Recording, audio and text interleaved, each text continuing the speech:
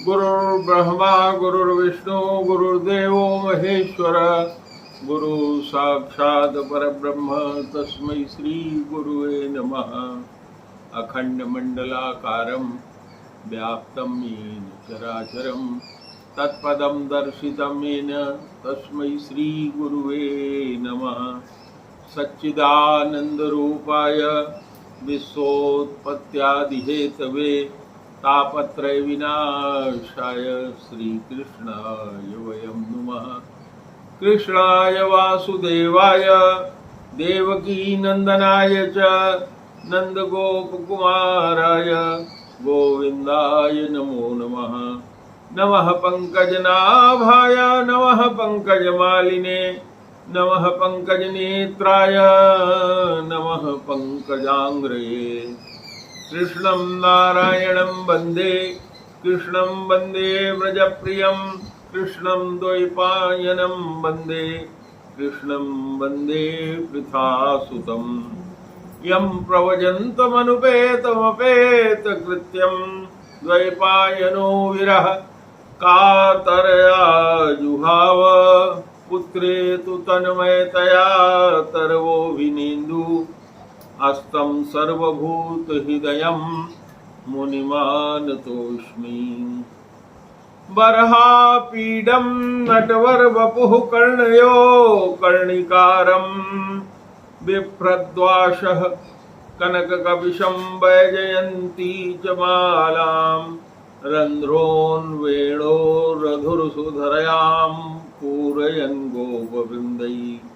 वृंद्यारण्यं स्वपदरमणं प्राविशद गीत कीर्ति।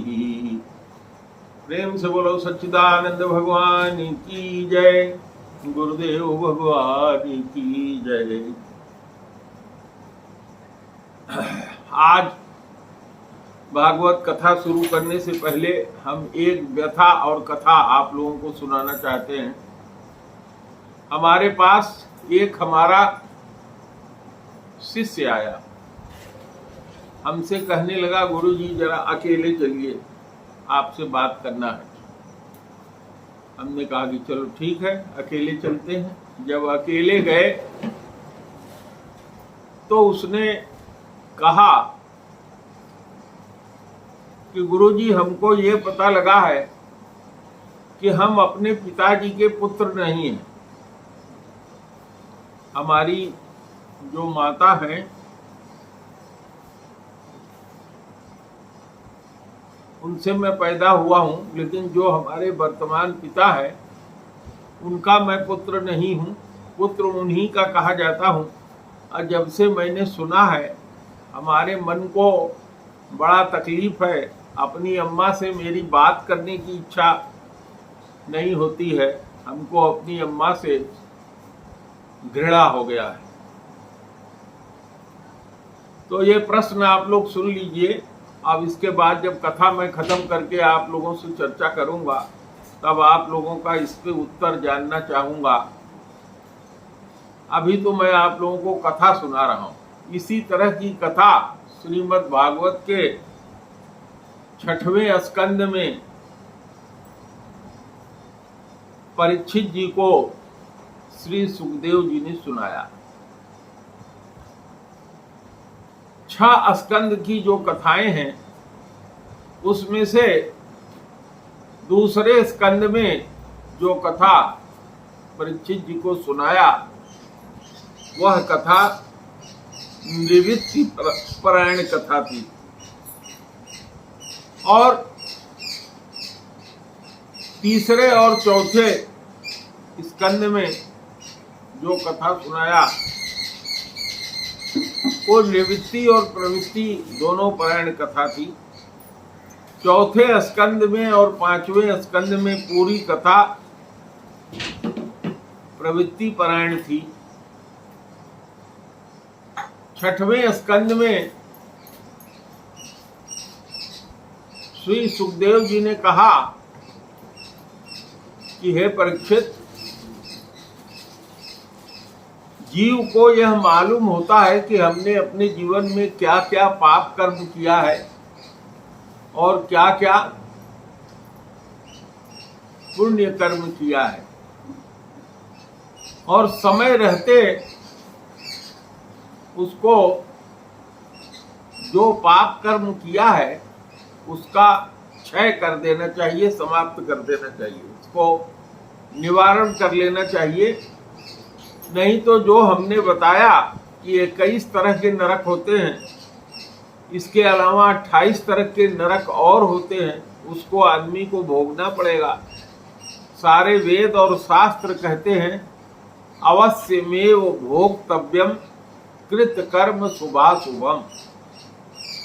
अवश्य भोगना पड़ता है इस संसार में आकर किए हुए शुभ कर्मों को भी और अशुभ कर्मों को भी। तो शुभ कर्म का भी फल भोगना पड़ता है। जी हाँ, शुभ कर्म का फल क्या होता है? शुभ कर्म अगर आप दान करते हैं, पुण्य करते हैं, सबकी मदद करते हैं, वेद में विहित जितने कर्म हैं सब करते हैं, तो मरने के बाद आप स्वर्ग में जाते हैं और जीते जी इस संसार में आपको दानी होने का यश प्राप्त होता है, यशस्वी होते हैं। और मरने के बाद जब स्वर्ग में जाते हैं तो वहाँ अपने पुण्य के अनुसार अलग अलग कैटेगरी होती है। जैसे पाप की 27 कैटेगरी, 26 कैटेगरी कल हमने बताया, इसके अलावा 29 कैटेगरी और होती है नरक की। वैसे ही पुण्य की भी कई कैटेगरी होती है। उसका एक झलक आप लोगों को दिखा दूं।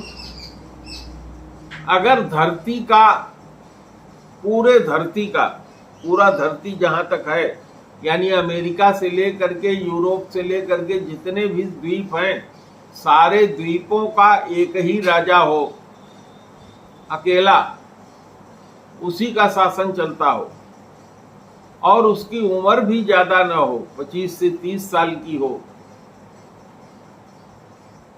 इस ब्रह्मांड का जितना भी सुख और वैभव हो सब वो प्राप्त करता हो, वह सुख कुछ नहीं होता देव गंधर्व के सुख के बराबर। और जो एक देव गंधर्व का सुख होता है वो जो ब्रह्म गंधर्व होते हैं, करोड़ों देव गंधर्व का सुख बराबर होता है ब्रह्म गंधर्व के। और इस तरीके से बढ़ते बढ़ते बढ़ते बढ़ते सुख बढ़ता जाता है। और इंद्र जो स्वर्ग का राजा है, उसका सुख इंद्र का सुख कहलाता है।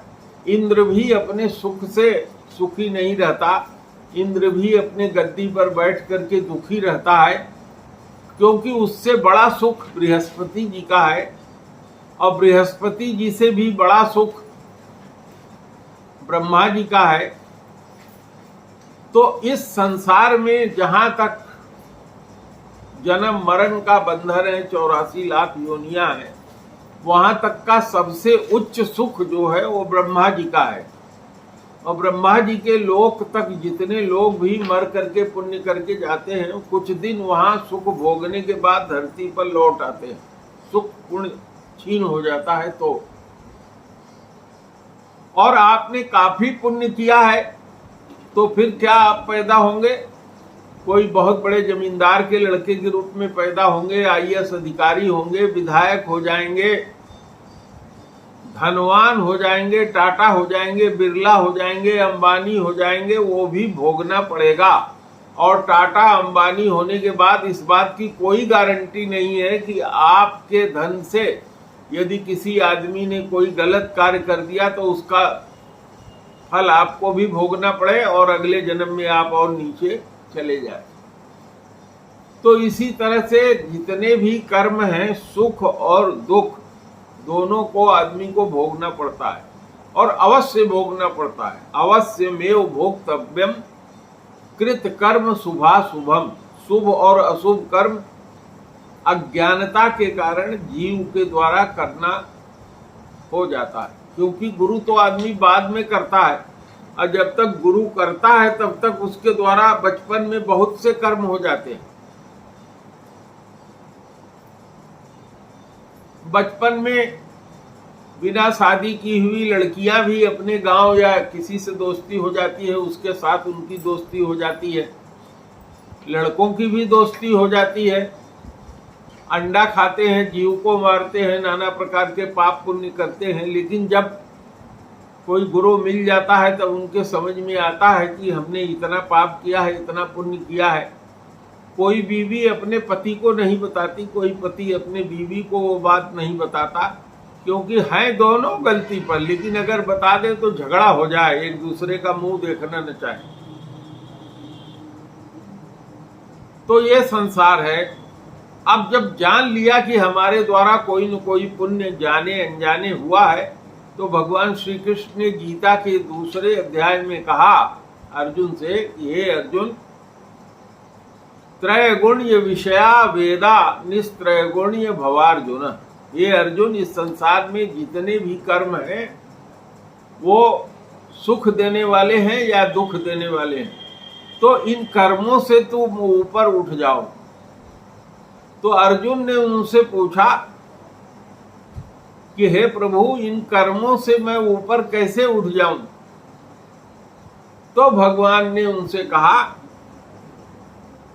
कि जितने भी कर्म हैं सब मुझको समर्पित कर दो और सारा कर्म मेरा कर्म मान करके करो, और जितने भी तुम्हारे पुराने किए हुए कर्म के पाप हैं और पुण्य हैं, वो जब मेरी शरण में आ जाओगे तो सबको मैं माफ कर दूंगा। अंत में 18वें अध्याय में भगवान श्री कृष्ण अर्जुन से कहते हैं कि सर्वधर्मान परित्यज्य, आज तक तुमने जितना भी पाप किया पुण्य किया सबको छोड़ दो।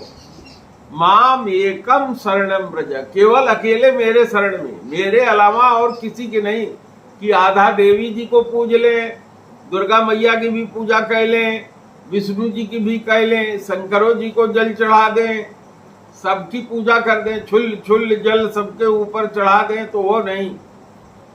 कहते हैं सर्वधर्मान परित्यज्य माम एकम शरणम व्रज। भगवान कहते हैं कि जितने भी देवी देवता हैं सब हमारी ही छोटी छोटी शक्तियां लेकर के काम करते हैं। उनको जो पूजता है वो उनको प्राप्त होता है, जो हमको पूजता है हमको प्राप्त होता है। अगर तुम चाहते हो हमको प्राप्त हो, क्योंकि मेरे में ही केवल शक्ति है कि मैं सब मिटा सकता हूं, तो केवल मेरे शरण में आ जाओ। माम एकम शरणम व्रज। शरण में आने का मतलब ये हो जाता है कि जो कुछ भी मेरा है मन से समर्पित कर दिया भगवान को, मन से समर्पित कर दिया। भगवान तुम्हारी इंद्रियों को नहीं देखते। 5 इंद्रिय है, 5 कर्म इंद्रिय है, 5 ज्ञान इंद्रिय है। भगवान इंद्रियों के किए हुए कर्मों पर जरा भी ध्यान नहीं देते। भगवान क्या कहते हैं, अपना मन हमको दे दो। जो काम तुम करते हो उस समय तुम्हारा मन कहाँ रहता है उसको मैं नोट करता हूं। जो भी काम तुम करते हो अच्छा या बुरा, उस समय करते समय अगर तुम्हारा मन मेरे में लगा है, मन मना भव मद भक्तो, अगर मेरा मन तेरा मन मेरे में लगा हुआ है, तू गलत से गलत काम कर रहा है, सही से सही काम कर रहा है, तो उसका तू भागी नहीं है। तो भगवान यही कहते हैं कि मन को मेरे में लगा दो, मन को मेरे में लगा दो और संसार के सारे कार्य तुम करते रहो। जब तक जिंदा हो इंद्रियां रहेंगी ही, अच्छा भी दिखाई पड़ेगा, खराब भी दिखाई पड़ेगा, अच्छा भी खाना मिलेगा, खराब भी खाना मिलेगा। तो मन को भगवान में लगा दो, मन हर समय उन्हीं में लगा रहे। कहते हैं मन को मेरे में लगा दो और संसार के जितने भी कार्य हैं मेरा ही कार्य मान करके करो, बस इतना ही है करना। कहते हैं यही मेरे शरण में आना है। भगवान क्या कहते हैं कहते हैं सर्वधर्मान परित्यज्य माम एकम शरणम ब्रज अहम त्वाम सर्व पापेभ्यो।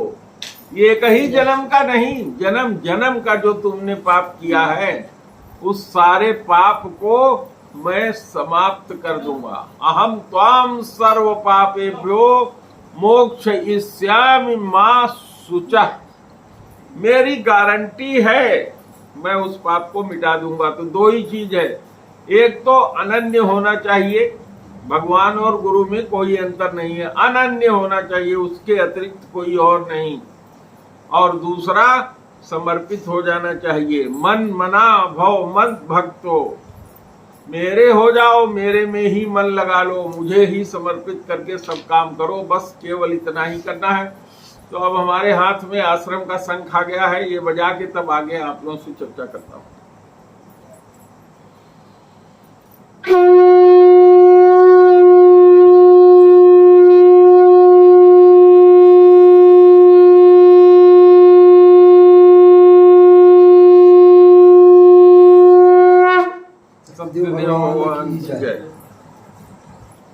तो करना केवल इतना ही है, समर्पित हो जाना है। समर्पित हो गए, सारा कार्य हो गया। संसार के जितने भी कार्य करो सब गुरु को या भगवान का मान करके करो। खाओ भी कि ये शरीर रहेगा तो गुरु जी की सेवा करेगा, ये शरीर रहेगा तो भगवान का कार्य करेगा। ये दुकान कर रहा हूँ इसलिए कर रहा हूँ कि भगवान के रूप में हमारे जितने भी ग्राहक आते हैं सब भगवान ही है, उनकी सेवा मैं कर पाऊंगा।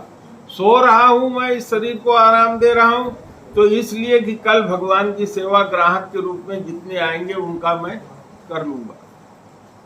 किसी भी कार्य को अपना मत मानो, भगवान का मान के ही करो। सोना भी भगवान का, जागना भी भगवान का, सब भगवान का मान करके अपना समर्पण करना शुरू करो। वो कहते हैं जिम्मेदारी तो मैं ले रहा हूं, भगवान कहते हैं, क्या कहते हैं, अनन्योन्यास चिंतयन्ते माम यो जनाः पर्युपासते तेषां नित्याभियुक्तानां योगक्षेमं वहाम्यहम्।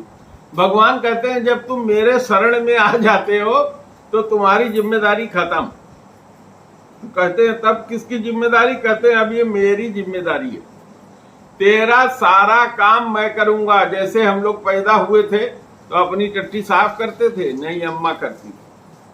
पेट में दर्द होता था, रोते थे, अम्मा दवा पिलाती थी। बड़े हुए अम्मा कपड़ा पहनाती थी। लेकिन एक टाइम आया जब अम्मा ने देख लिया कि अब ये बड़ा हो गया तो छोड़ देती है। लेकिन भगवान कहते हैं अगर मेरे शरण में आ जाओगे तो तुम कितने भी बड़े हो जाओ, अगर मेरे शरण में रहोगे तो मैं एक ऐसा हूं कि मैं कभी भी छोड़ता नहीं हूं। अपने शरण में आए हुए को मैं कभी छोड़ता नहीं।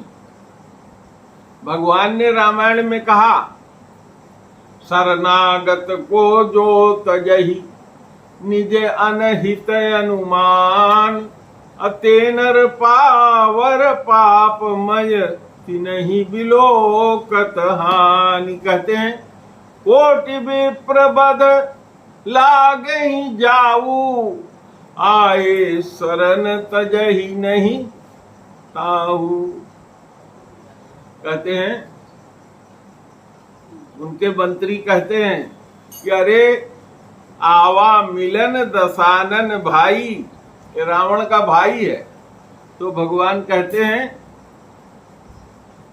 कि हे सुग्रीव सुनो, जगमहु सखा निशाचर जेते अलछिमन हनहि निमिष महते ते।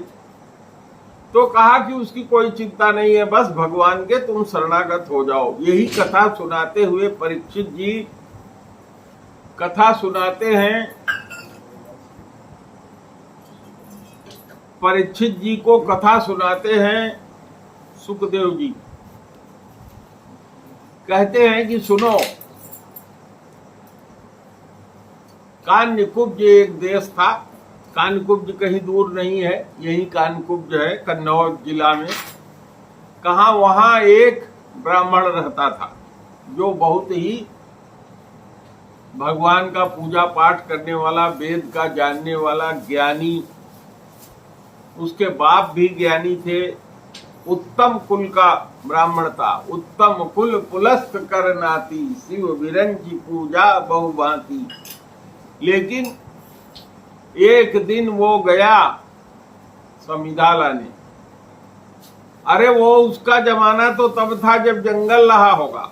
आज तो आप सड़क पर निकल जाइए तो टिकुली मटका लगाए, पता नहीं कितनी लड़कियां सुंदरी सुंदरी जाती हैं, जिनका आधा शरीर खुला रहता है, हाफ पैंट पहने रहती हैं, उनके माँ बाप भी अलाउ किए हुए हैं।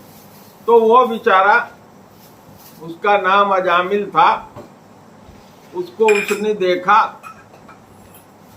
और उसका दिमाग फिर गया। अब तो छोटे छोटे बच्चे मोबाइल पर देखते हैं, जो वीडियो आप देखना चाहते हैं वो चोरी से वो जानते हैं, उसको खोल लेते हैं, देख लेते हैं। जो आप सोच नहीं सकते उस तरह की बनी हुई वीडियो, लड़की और आदमी का बना हुआ वीडियो उस पर दिखाई पड़ता है। तो वो जमाना था, उसका दिमाग अजामिल का बिगड़ गया। अपनी बीवी जो सती साध्वी थी, जो बढ़िया कपड़ा पहनती थी, कायदे से पूजा करती थी, भगवान का धूप आरती करती थी, उसको छोड़ करके जो बेश्या थी, नंगे रहती थी, नंगा कृत्य कर रही थी उस बहेलिया के साथ, उसी के पास पहुंच गया और उससे कहा कि तुम मेरी हो जाओ, जब तक मैं जिंदा हूं कोई तुमको और रख नहीं पाएगा। उसको उसने राख लिया, अपने सती साध्वी औरत को छोड़ दिया, उससे जो बच्चा पैदा था उसको भी छोड़ दिया। माँ बाप का अकेला बेटा था, वो लोग बुढ़ापे तक भगवान का भजन करते करते मर गए। इस अजामिल ने उस बेश्या से 8 बच्चा पैदा किया और जो उधर पूजा पाठ का काम करता था, जो भगवान का भजन का काम करता था, जितना उसको ज्ञान था सब उसको भूल गया। अब समाज ने उसको मर्यादा से बहिष्कृत कर दिया। गांव वाले लोग कहे, हे पंडितऊ, अब तुहार घर यहाँ न रही, तू गांव के बहरे अपन मकान बनाओ, बेश्या ले आए हो, तू यहाँ कैसे रहियो घरे में। गांव के बाहर एक जगह उसने अपना मकान बना लिया, क्योंकि उसका काम था लूटना। शाम को निकल जाता था, जो मिल जाए सबको लूटता था, क्योंकि अगर लूटेगा नहीं तो कोई उसको अपने घर जो जानेगा वो रहने नहीं देगा, कोई उसके हाथ का छुआ खाएगा नहीं। समाज की ऐसी व्यवस्था है। तो वो जो है महान पापी हो गया, इतना बड़ा पातकी हो गया कि अब क्या कहा जाए। अब इस संसार में तो ऐसे अजामिल की कथा केवल एक ही बेश्या के साथ आती है। अब यहां तो आप देख लीजिए, बहुत से लोग ऐसे हैं, घर में भी बड़े आदमी बने हुए हैं, पता नहीं कितने बेश्याओं के साथ उलझे हुए हैं। बहरहाल हम लोग उसी कथा पे आते हैं, भागवत पे। सुखदेव जी सुनाते हैं कि अजामिल ने संयोग से अपने 8वें बच्चे का नाम नारायण रख दिया। मैंने भागवत की किताब में कई जगह पढ़ा है, लोग बहुत से लोग कथा कहते हुए कहते हैं कि साधु लोग आए, उसके यहाँ मांगे और उसकी पत्नी ने बताया। तो ये सब भागवत में नहीं लिखा है। श्रीमद् भागवत जो गीता प्रेस से छपी है उसमें यह कथा केवल वही है जो मैं आपको सुना रहा हूँ। उसने अपने पत्नी के कहने से या अपनी इच्छा से उसको नारायण नाम अच्छा लगा होगा, नारायण नाम उसने रख दिया। और नारायण जो था उसके बड़े हिये लगा हुआ था, 10-12 साल का हो गया था।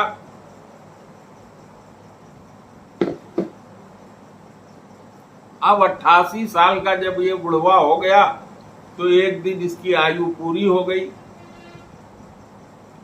और इसका प्राण हरने के लिए भगवान ने जो व्यवस्था बनाई है उसके अनुसार यमराज के दूत इसका प्राण निकालने के लिए इसके खटिया के पास पहुंचे। 4 दूत पहुंचे, 2 ने पैर दबा दिया, एक गला दबा रहा था प्राण निकालने के लिए, और ये चूंकि डकैत था, चोर था, ऐसे ही चोरी बेईमानी करता था, तो इसने सोचा कि आज हमारे घर असली चोर आ गए मूसने के लिए।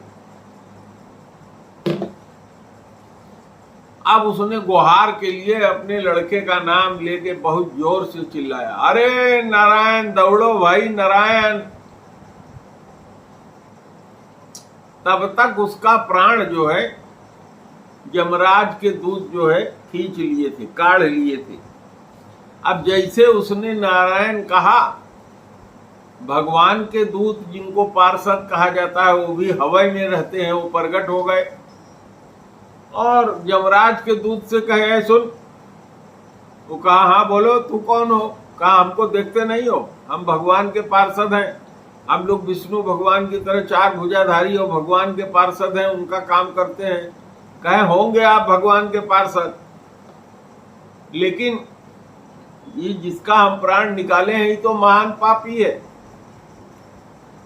अरे आप लोग जानते नहीं, ब्राह्मण का लड़का है, अपनी सती साध्वी पत्नी को छोड़ दिया, बेश्या के साथ रहता है, करोड़ों को लूटा है, न तो इसने कभी दान किया, न इसने कभी पुण्य किया, न किसी को इसने पानी पिलाया, न किसी का कोई भला किया, इसको हम लोग ले जा रहे हैं।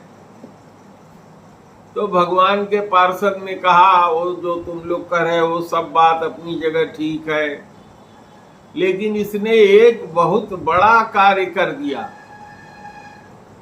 तो यमराज के दूतों ने कहा, कौन सा काम कर दिया? अरे कहा, इसने भगवान का नाम ले लिया। तो उन लोगों ने कहा कि ये भगवान का नाम नहीं लिया है, इसने अपने लड़के का नाम लिया है, अपने बचाने के लिए ही इसने अपने बेटे का नाम लिया। तो भगवान के पार्षदों ने कहा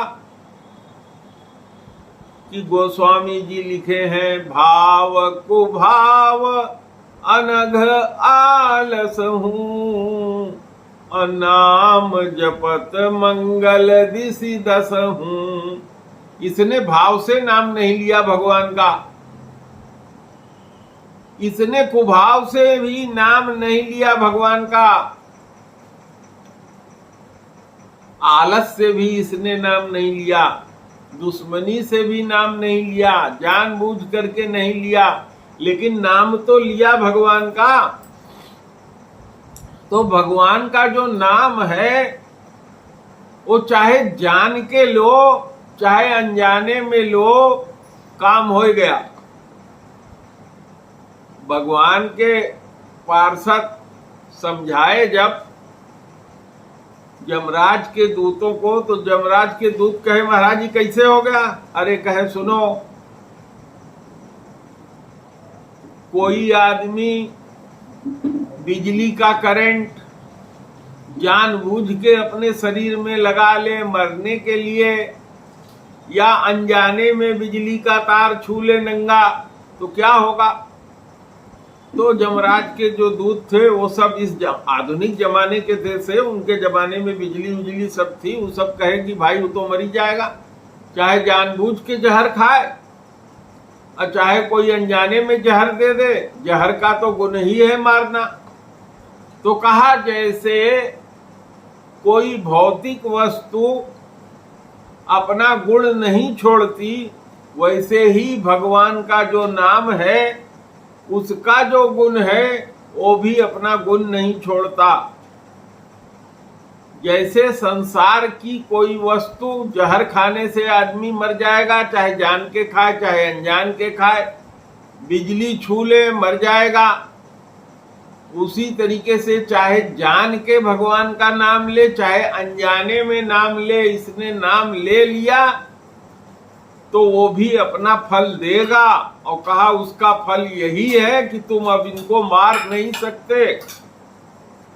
कहा भगवान का नियम यही है कि जो भगवान का नाम लेता है उसके पास जम के दूत नजदीक नहीं जाते। आप लोग भी सब लोग सुन लीजिए, जो भगवान का नाम लेता है, भगवान के हजारों नाम है, करोड़ों नाम है, जो कोई भी भगवान का नाम अगर भूल के एक बार भी ले लिया है तो जमराज का त्रास हो नहीं पाता, जम के दूत उसके पास नहीं जाते। अब बताइए, इस संसार में ये ज्ञान तो गुरु से ही मिलता है,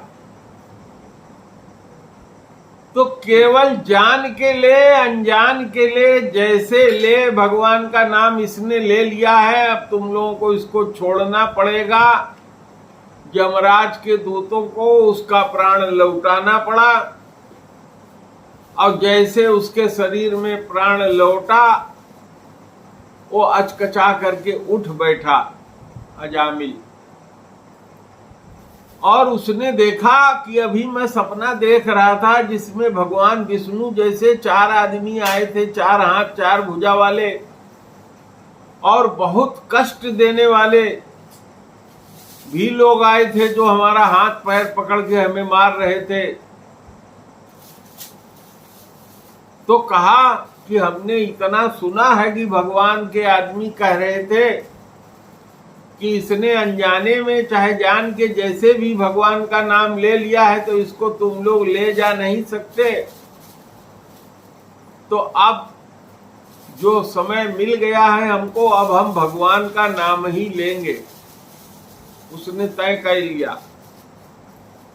और उसने जब ये तय कर लिया कि हम भगवान का नाम ही लेंगे, तो चूंकि वो कन्नौज में रहता था, कन्नौज से पैदल वो चल दिया। कन्नौज से जाइए तो मथुरा वृंदावन आता है, मथुरा वृंदावन से और आगे निकल जाइए तो हरिद्वार आता है। वो गंगा जी के किनारे हरिद्वार पहुंच गया और वहां भगवान के नाम का जप करने लगा। तो भगवान कहते हैं कि कोई कितना बड़ा पापी हो, कितना बड़ा दुराचारी हो, करोड़ों जन्म उसने पाप किया हो, अरबों जन्म पाप किया हो, पाप ही पाप हो, जैसे भी अगर उसने मेरा नाम ले लिया तो नाम लेने का फल उसको मिलेगा। और फिर जब वो हरिद्वार चला गया तो उसने गुरु कर लिया, और गुरु करके विधिवत तरीके से भगवान का नाम लेने लगा। और एक दिन ऐसा आया कि भगवान के पार्षद भगवान का जहाज लेकर के आए और उस पर उसको बैठा करके लेके गए। और इधर की कथा सुनिए, इधर जब जमराज के पार्षद छूटे तो जमराज जी के बाद दंदनाते हुए पहुंचे। कहे महाराज, जमराज जी ने कहा हाँ बताओ। अरे कहा आज पहली बार ऐसा हुआ है, जितने बार से आपकी आज्ञा का पालन करते थे कहीं कोई मिला नहीं था, आज महाराज पहली बार अनहोनी घटना घटी है। पहले तो ये बताओ कि आपसे भी बड़ा कोई देवता है का? उनके दूत कहने लगे कि हम लोग बड़ा जोर चलाए कि अपनी वाली कह ले, लेकिन वो भगवान के स्वरूप में जो दूत आए थे उनका हम लोग कुछ कह नहीं पाए, उनके आगे हमारी शक्ति फेल हो गई। तो महाराज इसका मतलब ये है कि आपके ऊपर भी कोई है? तो जमराज जी ने कहा ये तुम लोग नहीं जानते क्या? अरे मैं तो भगवान का नौकर हूं, भगवान कृष्ण का मैं नौकर हूं। ये जब 14 लोग नियुक्त हुए हैं, 14 लोकपाल नियुक्त हुए हैं, उसी में से मैं एक लोकपाल हूं और मेरा नाम जमराज है। भगवान ने जो काम हमको सौंपा है वही काम मैं कर सकता हूं। उसके अतिरिक्त मेरे पास कोई पावर नहीं है कि मैं कर पाऊं। और जब तक उनकी इच्छा है तभी तक मैं जमराज हूं। पता नहीं कितने बार जमराज के पद से मैं गलती करके गिर चुका हूं। तो भैया ये तू लोग जान लो कि हमारे ऊपर भगवान है, भगवान ही सर्वशक्तिमान है। उन्हीं की शक्ति से सारा विश्व ब्रह्मांड पैदा हुआ है। भगवान के अलावा और कोई नहीं है। भगवान अपनी माया से इस संसार की सृष्टि किए हैं और अपनी माया से ही उन्होंने हम लोगों का भी निर्माण किया है। और उन्हीं की माया के बस में होकर के सारे जीव खेल रहे हैं। लेकिन जिसको ज्ञान मिल जाता है, गुरु मिल जाता है, और ज्ञान प्राप्त करने के बाद जब वो भगवान के शरण में आ जाता है तो भगवान उसको अपने जैसा बना लेते हैं। तो इस तरीके से इस कथा में अजामिल का उद्धार हो गया। वो अजामिल जो इतना पापी था, भगवान का एक बार नाम लेने पर और भगवान के जो पार्षद आए थे उनका सत्संग 1 मिनट का होने पर उसका कल्याण हो गया। रामायण में गोस्वामी जी क्या लिखते हैं? तात स्वर्ग जप वर्ग सुख धरिय तुलाय कयंग अतुलन ताहि सकल मिली जो सुख लो सत्संग। लव किसको कहते हैं? ये जो आंख ऊपर से नीचे पलक झपकती है, इससे भी छोटा लव होता है। एक बार पलक झपकती है उसमें कितना कम समय लगता है। लव निमेष परमाण युग। लव से बड़ा निमेष, लव से भी छोटी मात्रा होती है गिनती की। तो हमें सत्संग करना चाहिए। बिनु सत्संग न हरि कथा अतेहि बिन मोहन भाग। अमोह गए बिनु राम पद होई न दृढ़ अनुराग। जो हम लोग मोहित हैं इस संसार में, बिटिया में, बेटवा में, यहाँ तक की स्थिति है कि अगर कोई सच्ची बात कह दे तो तकलीफ हो जाती है, उससे बोलना छोड़ देते हैं। अरे कोई कह दे कि क्रोधी है तो कहेंगे लड़ जाएंगे उससे, क्रोधी हमको कहते हो। कोई कह दे कामी है तो लड़ जाएंगे उससे। कोई कह दे लोभी है तो मार डाले उसको। तो कौन सा दोष है जो हमारे आपके अंदर नहीं है? काम क्रोध मद लोभ सब निस दिन रहता उमंग। इसी में मन लगा रहता है। और क्या करते हैं? इसको छिपाए रहते हैं। जैसे इस कपड़े के नीचे अपने अंगों को हम लोग छिपाए हैं, वैसे अपने शरीर के अंदर अपने सारे दोष को छिपाए हैं।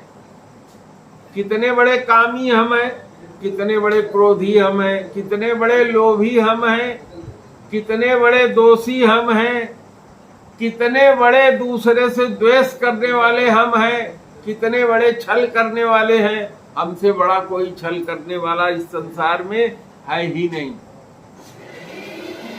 एक संत हुए हैं जिनका नाम है सूरदास। सूरदास जी ने कहा कि जिस भगवान ने हमको इस संसार में मनुष्य का शरीर दिया उसको तो हम भूल गए। और जैसे संसारी सुअर होता है उस तरीके से काम के, क्रोध के, लोभ के हम लोग जो है भोगी हैं। इसलिए अगर आपको कोई कहे कि आप कामी हैं, तो हमको मान लेना चाहिए कि हम कामी हैं। जिस दिन ये काम का भाव आपके अंदर से मिट जाएगा उसी दिन भगवान आपको मिल जाएंगे। जिस दिन लोभ आपके अंदर से मिट जाएगा उसी दिन भगवान आपको मिल जाएंगे। जिस दिन अहंकार मिट जाएगा उसी दिन भगवान आपको मिल जाएंगे। तो जीव हृदय तम मोह विसेखी, जीव के हृदय में अंधकार रूपी मोह रूपी अंधकार रहता है और ये मोह ही हमको कोई भी बात स्वीकार करने नहीं देता। हमको तो अगर कोई कहता है कि आप कामी हैं तो मैं मान लेता हूं, हमको कोई कहता है आप क्रोधी है तो मैं मान लेता हूं। इसलिए मान लेता हूं कि अगर ये कह रहा है तो जरूर सही बात होगी, और अगर कभी कोई कहे और भगवान खुद प्रकट होके आके कह दें, गवाही दे दें कि नहीं ये कामी अब नहीं रह गया है, ये क्रोधी अब नहीं रह गया है। भगवान ने ऐसा सैकड़ों बार किया है। भगवान के लिए कहते हैं कि भगवान ने एक राजा था, उसका नाव बनकर के दाढ़ी बनाया। भगवान प्रेम के भूखे और बहुत सुंदर भजन उन्होंने लिखा है, सबसे ऊंची प्रेम सगाई। प्रेम बस होई पारथ रथ हांक्यो भूल गयो ठकुराई। इसी तरह से आगे कहते हैं, राजस यज्ञ युधिष्ठिर कीनो तामे जूठ उठाई। प्रेम बस होई नृप सेवा कीनी आप बने हरि नाई। भगवान नाई बन गए। सबसे ऊंची प्रेम सगाई। सूरदास जी कहते हैं कि मैं क्रूर हूं सूर कूर, यही लायक नहीं कहीं विधि करो बड़ाई। सूरदास जी कहते हैं कि मैं तो इतना क्रूर हूं, हे प्रभु आपकी बड़ाई कैसे करूं। हमारी ये कथा आप लोगों को अच्छी लगी होगी, बुरी लगी होगी, खराब लगा होगा, सब कुछ संभव है, सब हुआ होगा।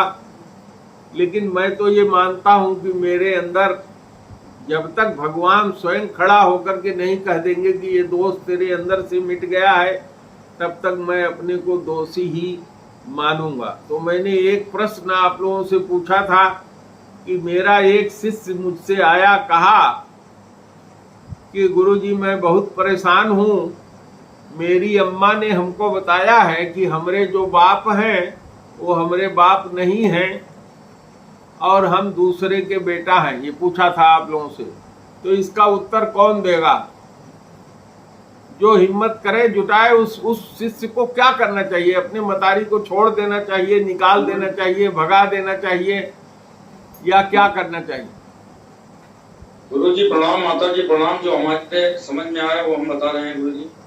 जिसे जामवेद के एक नारायण कह देने से उसका सारा पाप खत्म हो गया और वो अच्छा हो गया। ऐसे हमें जैसे माँ मतलब कोई कहता तो है, लेकिन माँ तो नहीं कह रही है कि नहीं हमारे बेटे नहीं, माँ कह रही है, माँ कह रही है कि तुम्हारे बाप जो है, माँ तो कह रही है कि हमारे बेटे हो, क्योंकि माँ के पेट से पैदा हुआ है। माँ ये कह रही है कि जो तुम्हारा बाप है, जिसके साथ मैं रह रही हूँ, वो तुम्हारा बाप नहीं है, तुम दूसरे के पैदा हो। माँ ये कह रही है। और बेटा ये पूछ रहा है हमसे कि उस माँ से मैं नफरत करूं कि प्यार करूं। प्रश्न ये। गुरुजी माँ से प्यार करना चाहिए, इसलिए कि माँ मतलब बाप क्या है क्या नहीं है ये तो मैं नहीं जान सकता हूँ गुरुजी, लेकिन मैं ये जानता हूँ कि माँ का कर्ज जो होता है वो कोई नहीं उतार सकता है, बेटा कभी नहीं उतार सकता है, चाहे जितना सेवा कर ले या भाव कर ले या कुछ भी कर ले। एक माँ ही ऐसी है कि नहीं, जो मुझको दुश्मनी करने के बाद भी सुनिए, वो अच्छे रखती है। मुझको एक लाइन में उत्तर दीजिए, उसको अपनी अम्मा से प्यार करना चाहिए कि छोड़ देना चाहिए, हाँ या ना? अपने माँ से प्यार करना चाहिए गुरुजी। बहुत सुंदर। सारे दुश्मन को छोड़ करके माँ से प्यार करना चाहिए। बहुत सुंदर। प्रेमा मैडम आप बताइए, फिर मालती मैडम बताएंगे। बाप को छोड़ दे, माँ को जानते हैं, बाप को छोड़ दे, वो सेवापन करेगा। माँ को न छोड़े, वेरी गुड। प्रेमा मैडम आप बताइए। गुरु जी प्रणाम, माता जी प्रणाम। गुरु जी तो पूर्ण जन्म एक निश्चित पिता पाई दे रहे हैं, तो अपनी माँ अब हमको कथा मत सुनाइए, खाली एक लाइन में उत्तर दीजिए। जिस माँ ने कह दिया कि मैं जिस बाप के तुम्हारे साथ रहती हूँ तुम उसके बेटे नहीं हो, तो उस बेटे को माँ को छोड़ देना चाहिए कि प्यार करना चाहिए? खाली इतने उत्तर देना है आप। गुरु जी प्यार करना चाहिए, छोड़ना नहीं चाहिए। बहुत सुंदर, बहुत सुंदर। हाँ भैया नीता जी आप बताइए।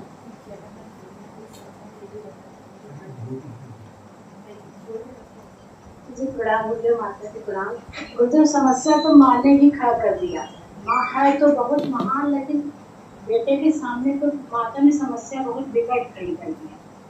अब इसका निदान तो आप ही कर सकते हैं। बहुत सुंदर, क्या करें? आपने प्रश्न खड़ा कर दिया। चलिए ठीक है, बस आपका उत्तर समाप्त हुआ। अब सुवासिनी मैडम से पूछूंगा, हमारी धर्मपत्नी है, इनसे पूछूंगा।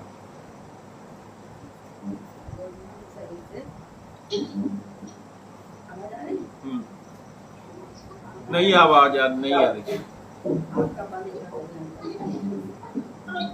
बोलिए।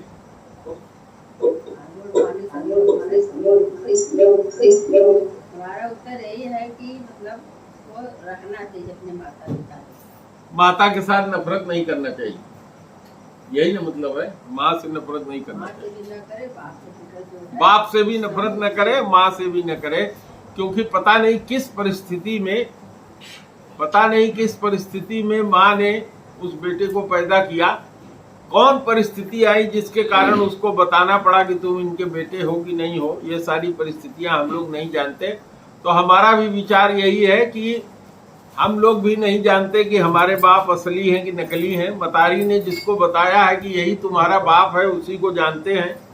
इसलिए मतारी हमेशा रिस्पेक्ट पाने की हकदार है। जिसको उसने बता दिया कि ये बाप है तो ठीक है, उस माँ ने सही बता दिया कि ये तेरा बाप नहीं है। आजकल तो इस समाज में हो रहा है, लोग तलाक देके जा रही हैं दूसरे के घर शादी करके, तो ये तो स्वाभाविक बात है। तो ठीक है, सियावर रामचंद्र की जय। श्री राम जय राम, जय जय राम, श्री राम जय राम, जय जय राम। एक बार प्रेम से बोलो गुरुदेव भगवान की जय।